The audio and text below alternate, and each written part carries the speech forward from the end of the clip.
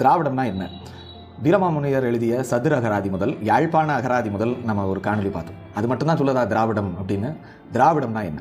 1897 தரங்கம்பாடி அகராதி, 1909 20ஆம் நூற்றாண்டின் தமிழர் பேரகராதி, 1910 அபிதாந்த சிந்தாமணி அகராதி சிங்காரவேல முதலியார், 1914 இலக்கிய சொல் அகராதி, 1918 தமிழ் அகராதி கதிரை வெற்றி பிள்ளை, 1935 வெள்ளி விழா பேரகராதி நெல்லை சங்கர முதலியார், 1937 மதுரை தமிழ் பேரகராதி, 1940 கழக தமிழர் கையகராதி, 1950 கலைக்களஞ்சியம், 1950 தென் தமிழ் அகராதி, 1965 சென்னை பல்கலைக்கழக கழக அகராதி, 1969 சிறப்பு பேரகராதி, 1984 தமிழர் அகர முதலி, 2010 செந்தமிழ் சொற்பியல்பில் பேரகராதி, 2018 செந்தமிழ் சொற்பொருள் களஞ்சியம் அப்படிங்கிற 15 அகராதி எடுத்து காட்டியாச்சு. இந்த 15 அகராதியிலையும் திராவிடம் அப்படின்னா தமிழ் தான் இருக்குது.